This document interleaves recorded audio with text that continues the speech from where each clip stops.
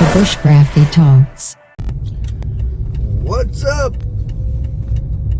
Bushcrafty here.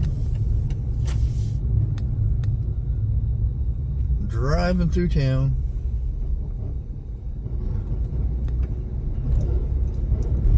Bumpy road. I have no idea what I'm going to talk about, but I know I need to make a video for Bushcrafty channel that I haven't done in such a long time because I've been so dang busy.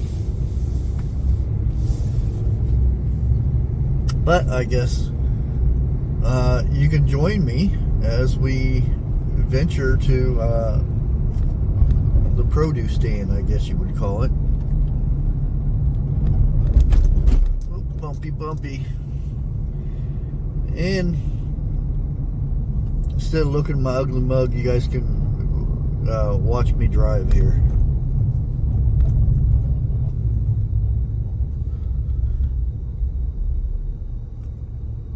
And I ended up getting pulled over a couple days ago. It was just a check. You know, it's sometimes they see a group of people in your vehicle or something, and they fabricate something to say, hey, I want to check these people out and see if they're up to no good. I kind of don't mind that in sort of a way, and kind of do, you know, but it all depends on the process, I guess. You can look at it one way, saying, oh, it's something against your rights and this and that, but these people are here to keep the streets safe and whatnot. And I look at it that way, is if they see somebody suspicious, then they should be able to at least question them or whatnot. I know there'll be people saying it's this and that and everything, but I don't know, and it all depends on the cop too, or the deputy or whatever, because sometimes they're just in a bad mood. There are some bad ones that are just not very good with the public. When I got pulled over, he said that I didn't come to a complete stop, which, yeah, I might have to go back and check out Rite Aid. I don't know if there's anything I really want there, but might have to go check it out. They're going out of business. But anyways, like I was saying, before I get off subject again, which the first thing he asked me, he said, "Do you know why I pulled you over?"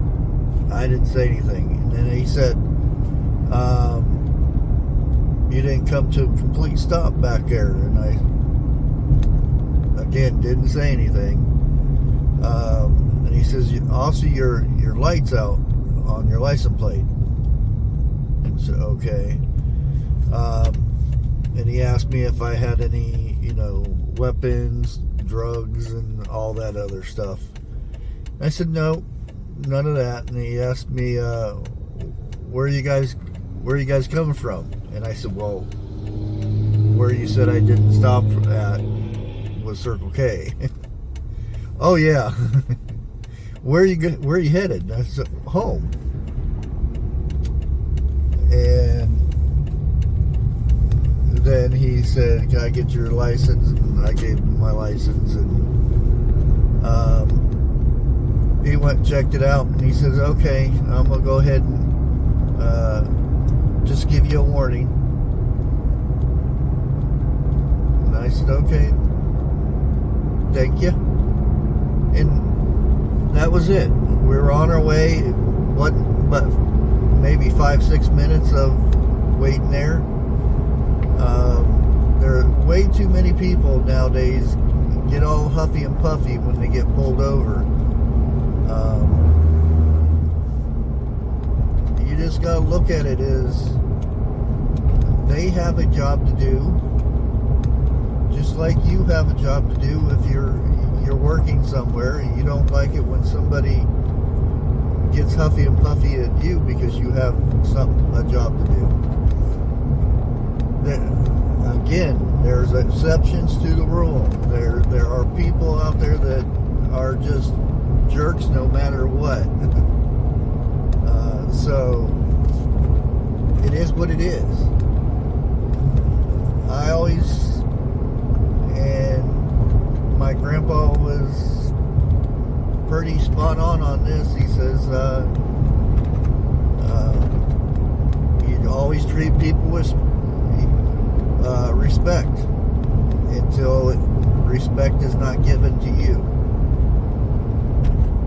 And pretty much that means you always be respectful, and if they don't follow suit, then you have every right to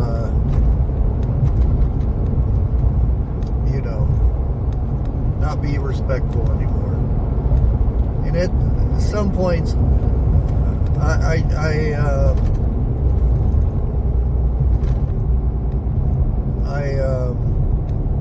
I'll let things slide quite a bit. I never used to be that way, and I think that's I was very fast. If somebody disrespected me in any way, it was woo. It was swift and fast. That's all I got to say on that matter. And it's I think it depends how you grow up and whatnot, where you grow up.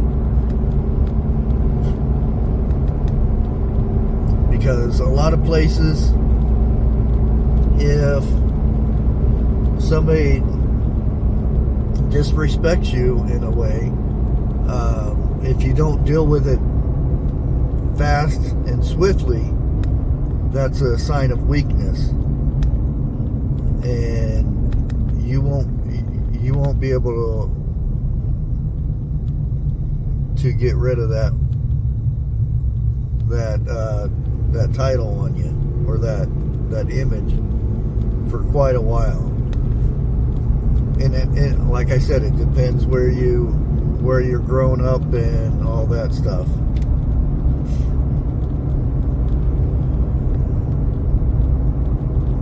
And I can't believe I'm driving again. Seems like I was driving all week, but this road is a lot better than some of the roads I was driving on.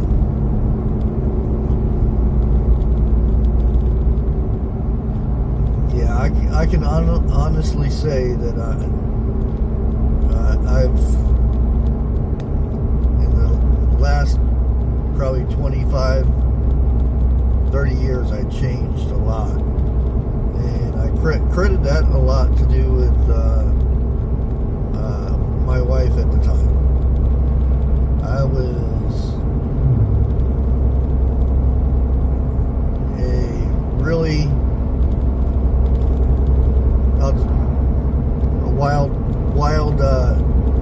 wild child, if you call it that.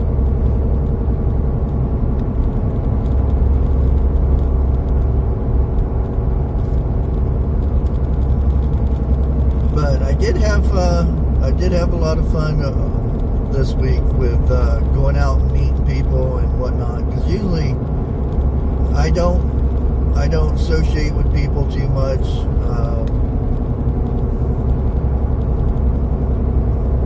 And probably a lot of that is to do with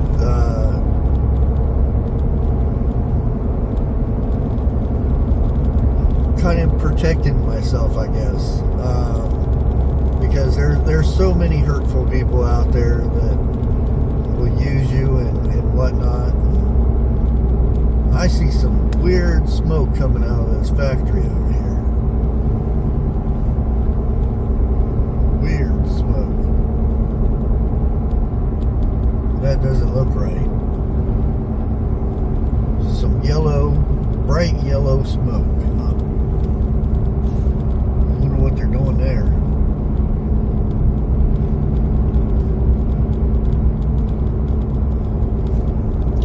So I'm always at guard when, especially when you drop those boundaries and you help people out and they turn around and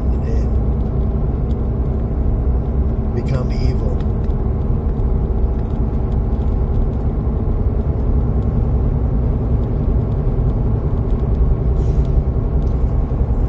You find that out quite a bit on, especially on YouTube. So many evil, so much evilness in people. And the worst part is, some of that evil, they claim they're,